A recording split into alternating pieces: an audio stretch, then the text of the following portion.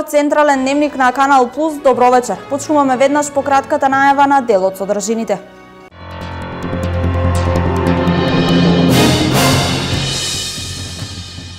И во добро и во зло, семејството ја дава најголемата поддршка и љубов. Денес е светски ден на семејството.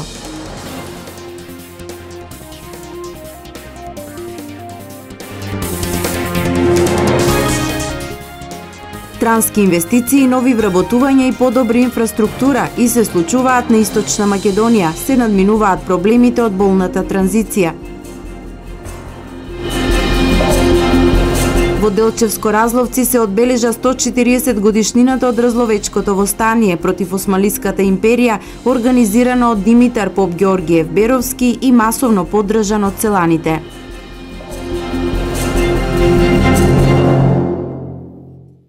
Почнуваме со актуелните политички случувања поврзани со изборите на 5 јуни. Лидерите на двете најголеми партии контрадикторни во ставовите околу одржувањето на изборите. Никола Груевски во интервју за агенцијата Франс Прес изјави дека без оглед на најавениот бојкот од сите партии во државата, избори на 5 јуни ќе има.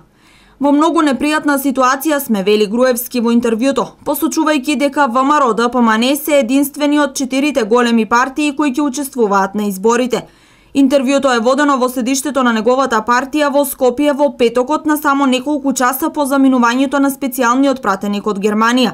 Инаку Груевски, кој поднесе оставка на функцијата пред половина година, по 10 години период во кој беше премиер, најавува дека по изборите на 5 јуни ќе свика уште едни избори, за да им даде шанса на граѓаните да бираат.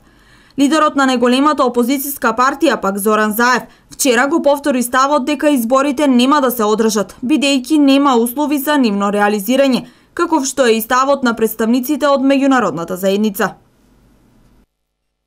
Денес е светски ден на семејството. Генералното собрание на Обединетите нации го прогласи 15 мај за ден на семејството, со цел да се потенцира неговата важност и да се поттикне јавноста да даде поддршка на семејствата кои се соочени со економски и други проблеми. Семејството се дефинира како основна клетка на општеството. Функциите и улогата што ја имало семејството пред неколку стотини години и сега се многу различни, но семејството и тогаш и сега е основна форма на реализирање на луѓето во скоро сите сегменти на живеењето. На семејството пред, сега да карикираме, пред 200 години му требало 10 деца. Затоа што треба да отидат на нива, да сеат, да жнеат и така натаму. Значи имало некаква економска смисла, стопанска смисла. Сега, како се развивала цивилизацијата, како се развивало општеството, како се развивало човештвото, многу од тие функции кои што ги имало семејството на некој начин природно, да кажем, отпаднале. И полека на некој начин останала можеби сршта што го чини семејството, тоа е емотивната, таа волевата, емотивната компонента. И денеска се повеќе исполнува само таа функција, емотивната. Значи семејствата и заедниците се формираат само врз основа на љубовта, така да кажем. Љубовта, она што е основа на секое семејство, воедно и најголема закана по неговиот опстанок, бидејќи тогаш кога љубовта исчезнува, доаѓа до распад на семејствата, сега многу полесно од порано, кога членовите на една семејна заедница освен емотивно, биле силно поврзани и економски и репродуктивно. Во современиот општествен амбиент, но и во иднина, семејството постојано ќе се трансформира, но и понатаму ќе биде основа на хуманото битисување. Имате примери, да речеме, спартанскиот тип на воспитание, имате примери каде што напротив, децата се одгледувале поинаку, не во семејна заедница, туку во колективни заедници, се подготвувале за војници и така натаму. Но не мислам дека во перспектива, како што реков, и тоа во една долга перспектива, ќе имате едно општество во кое што ќе немате семејство. Независно во каква форма тоа ќе биде, кои функции ќе ги извршува, од каква природа ќе биде, не мислам дека токму заради таа емотивна компонента. Функциите на семејството се менуваат, се менува начинот на организирање на животот во него, а се уште присутни кај нас се и договорените и малолетничките бракови како основа на едно семејство. Традиционалното семејство е на испит, еднополовите бракови во некои држави веќе се реалност. Семејството како што било во време на нашите баби и дедовци е многу поинакво од денешното. Но со сите проблеми и предизвици, негувајте ги семејните вредности и уживајте со луѓето кои генетски и емотивно ви се најблиски. Странски инвестиции, нови вработувања и подобра инфраструктура за Источна Македонија. Во последните 5 години интензивно се работи на раст и развој на економијата во овој дел од државата. Штип и Источниот регион беа едни од најпогодените и најуништени региони, каде многу луѓе останаа без работа и беа доведени до работна екзистенцијата. Странски инвестиции, нови вработувања и подобра инфраструктура за Источна Македонија. Во последните 5 години интензивно се работи на раст и развој на економијата на источниот дел од државата. Штип и Источниот регион беа едни од најпогодените и најуништените региони во државата, каде многу луѓе останаа без работа и беа доведени на работна екзистенцијата.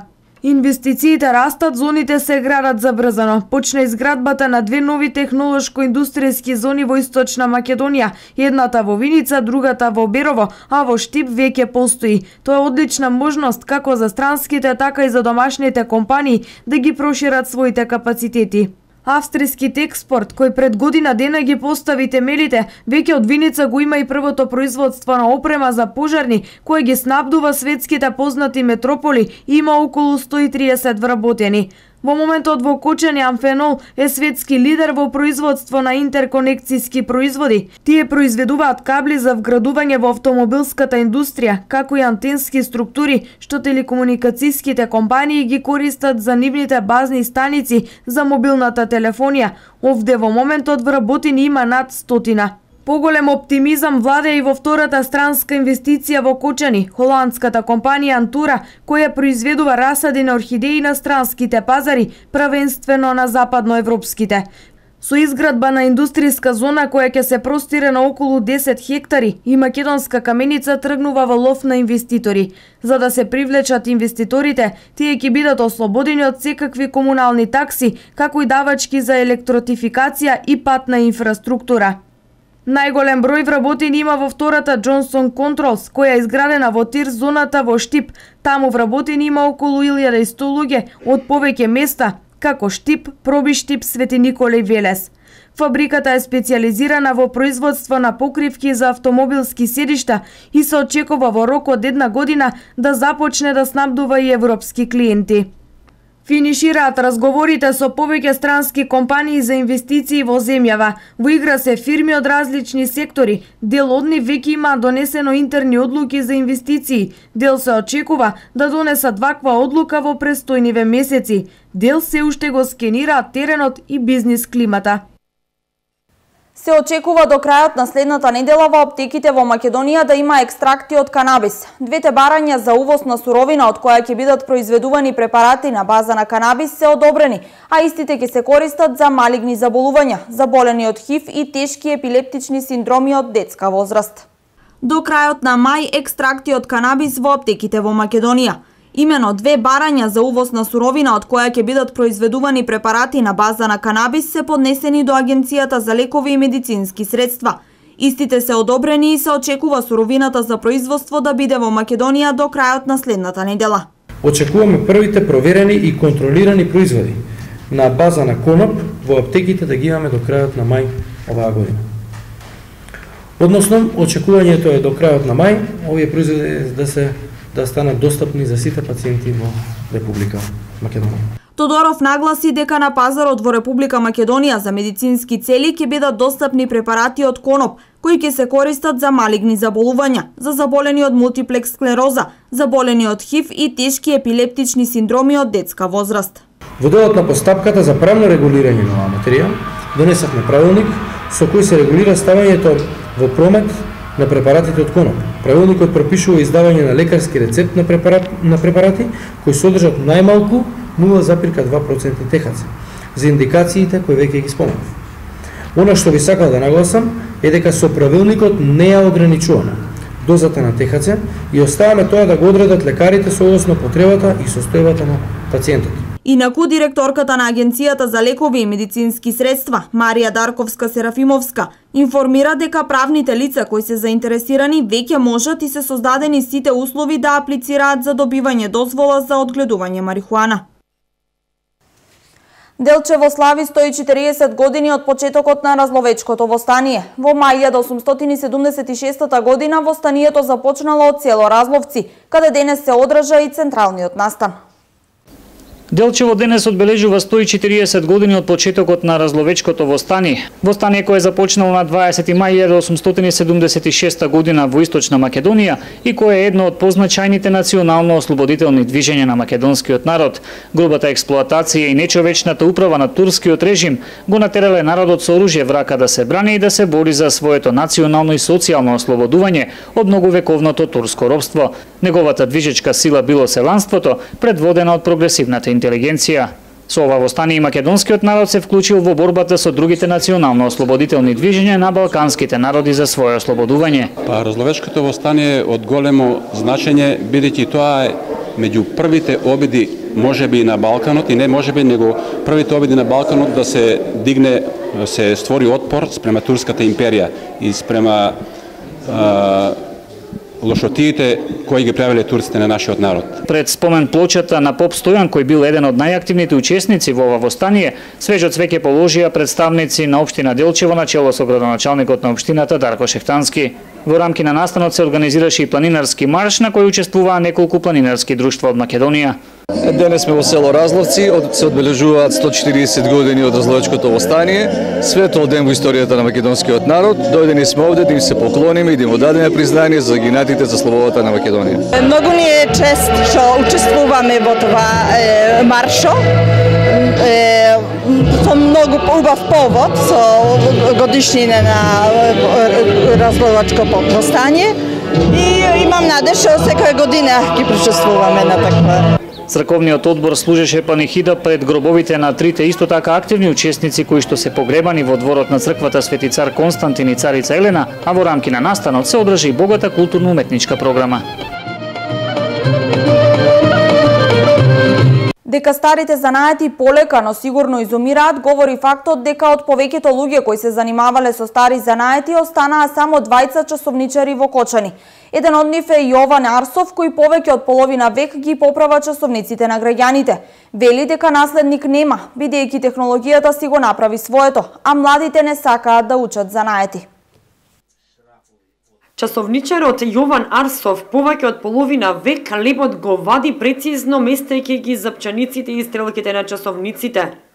Не сака да го напушти занаетот, зашто нема кој да ја наследи неговата вештина. Тој е еден од 20 часовничари кои постојат во Кочани, градот каде старите занаети веќе изумираат. Саачијата Ванчо, како што го знаат кочанци, вели дека од своји 15 години почнал да го изучува саачиството. Одам у Белград. Таму останувам еден месец дена и тоа кај еден познат мајстор македонец до хотел Славија. Меѓутоа не се договоривме за работа и заправо за платата. Од Белград напуштам и одам у Арангеловац. Таму останувам 3 месеца. Бех задоволен од работата, меѓутоа местото си е свое, знаеш, и камено си тежи на местото и враќам се пак во Кочани.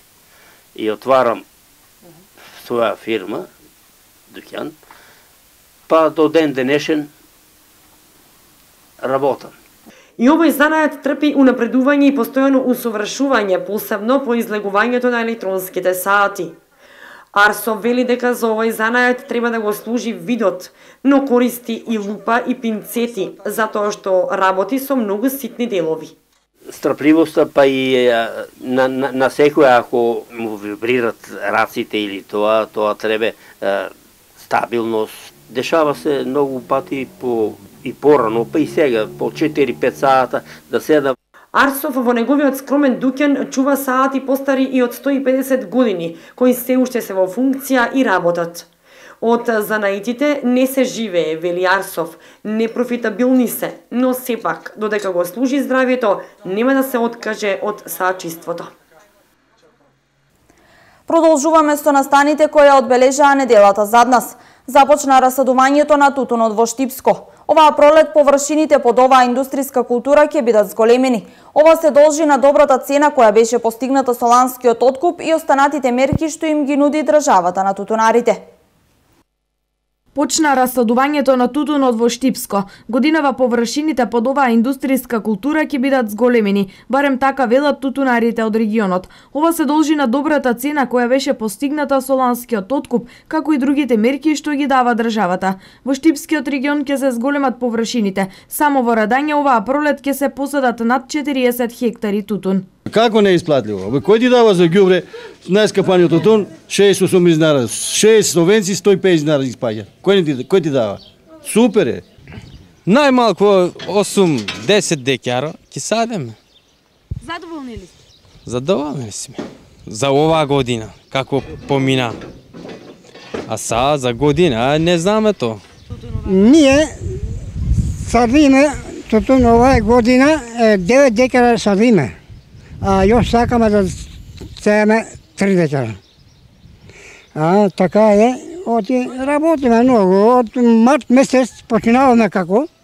До март месец тоа е работиме. Неколку години не плати тутуно. Ама оваа година малку задоволен. Обработката на тутунот порано била многу мачна, затоа што целокупното производство се одвивало рачно. Беше едно време многу тешко. На 12 сорти го диплееме или кълъпе. Сега од скелето у кутијата и право пари зимај.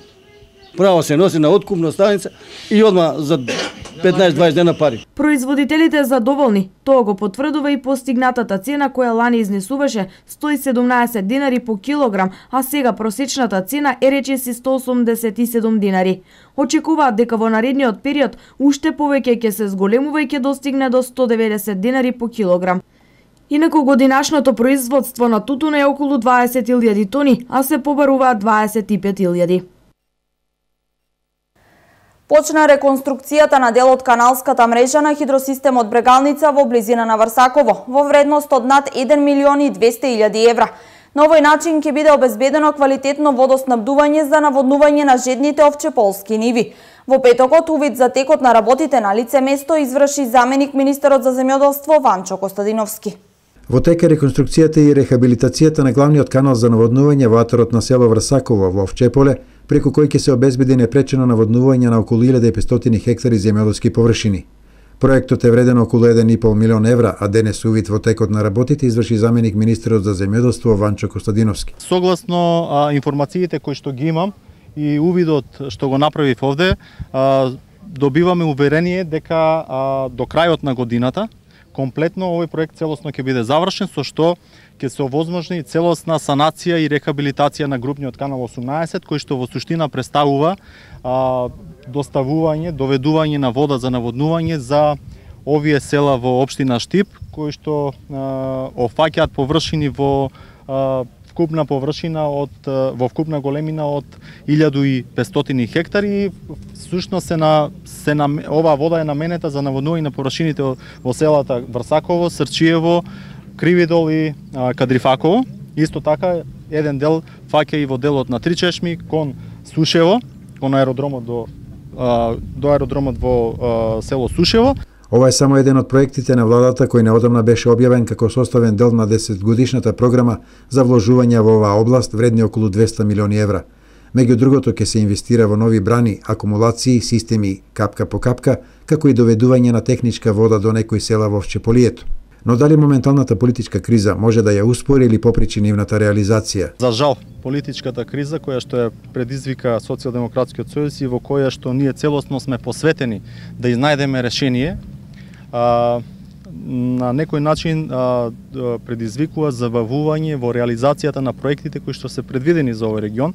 Покрај споменатите проекти кои што ги кажав за завршување на овој проект кој што веќе е започнат и она што е предвидено согласно програмата за изградба на брана Баргала и подготовка на тендерска документација, ние имаме во планот и на барање од жителите и земјоделците од село Чардаклија и од Крупишкиот регион, да направиме одредени зафати кои што ќе овозможат доставување, доведување на техничка вода. Поздравувајќи ги напорите на владата, штипскиот градоначелник Захариев рече дека овде веќе наголемо се работи во таа насока.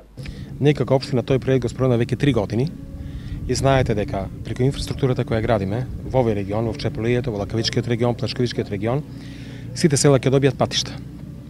Го решаваме проблемот со водоснабдувањето и конкретно планираме во наредниот период да градиме канализациони системи. За жителите овие активности се од посебно значење, зашто без вода Овчеполието би останало пустина. Додека може да се направи, да се спасе полето, например, до 3 чешми највеќе. Од тука, од големо значење ќе биде. Оваа поправка ќе кошта пари, стварно ќе кошта пари, ама земјоделците имат производство, може да произведуваат луцерки, муморуски, некои други продукти. Заменик министерот Костадиновски потенцираше дека изведувачот ќе се придржува на договореното и дека целосната реконструкција ќе заврши до крајот на годината. Активностите околу овогодинешното издание на Макфест се при крај. Потврдено е гостувањето на првиот победник на Макфест, Хелена Благне, биг бендот на македонската радиотелевизија и групата на Джими Роџерс од Австрија ќе настапат како дел од шоу програмите.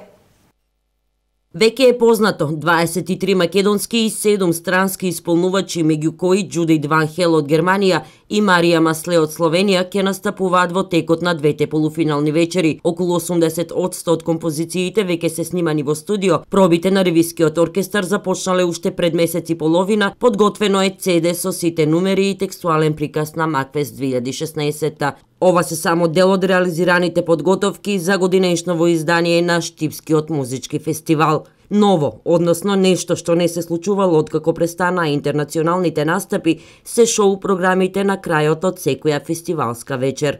На првата вечер планираме да настапи групата на Джими Роџерс од Австрија, значи неговиот бенд. Полуфинална вечер шоу програма ќе има биг бендот, подготвува специјална вечер за Макфест со композиции кои што се препознати за нашиот фестивал. И третата или финалната вечер ја отстапуваме на дамата која што на некој начин е символ, и да не речам, да не биде пежоративно сватена мојата изјава, маскота на Макфест, тој е господјата Хелена Благне, првиот победник. Еве, денеска дефинитивно договоривме, таа доаѓа и ќе настапи во оној ревијален или шоу програма.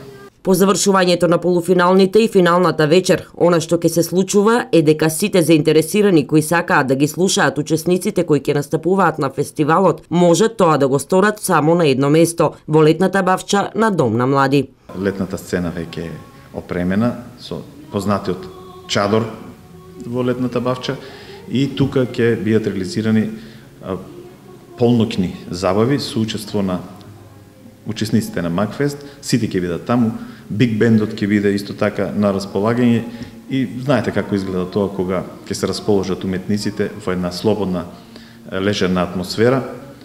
Мислам дека Штип ќе живее со Макфест, еве оваа година, после толку години, 24 часа во тие 3-4 дена. Оваа година Макфест ќе се случува на 2, 3 и 4 јуни.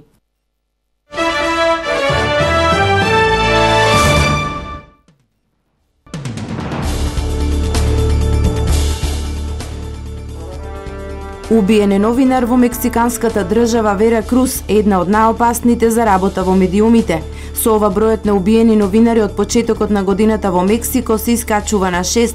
Убиениот Мануел Торес беше дописник на ТВ каналот Ацтека, еден од повлијателните во државата.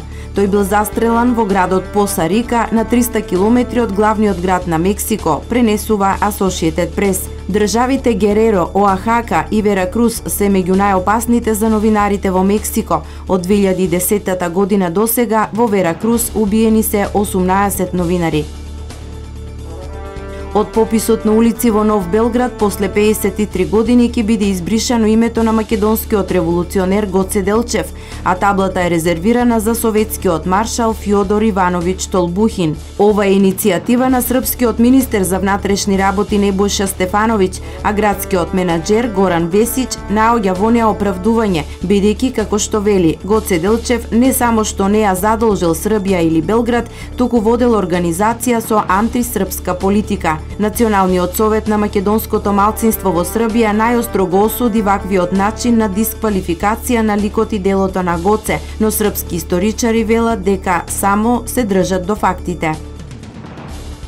Германската влада очекува да потроши околу 93,6 милиарди евра до крајот на 2020 година за бегалската криза, пишува Шпигел, повикувајќи се на нацрт документ на Федералното министерство за финансии. Пресметките ги вклучуваат трошоците за сместување и интеграција на бегалците. Германските власти направиле пресметки врз основа на пристигнатите мигранти за оваа година од 600.000 луѓе, 400.000 за 2017 година и по 300.000 секоја година до 2020-та. Берлин очекува 55% од примените бегалци да имаат работа после 5 години. Шпигел наведува дека 25,7 милиарди евра ќе бидат потребни за надоместоци и социјални плаќања на примените бегалци, а за јазични курсеви ќе бидат потребни 5,7 милиарди евра.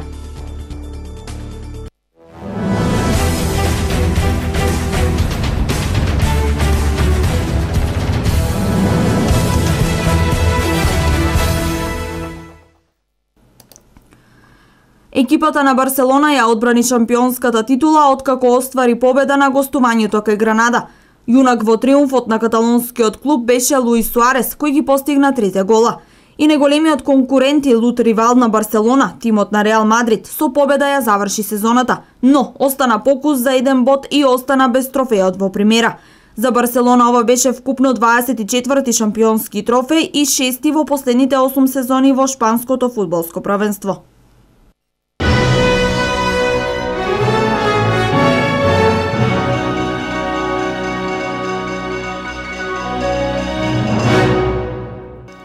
Ово беше се во второто издание на Дневникот на Канал Плюс. Останете со нашата програма и имајте пријатна вечер.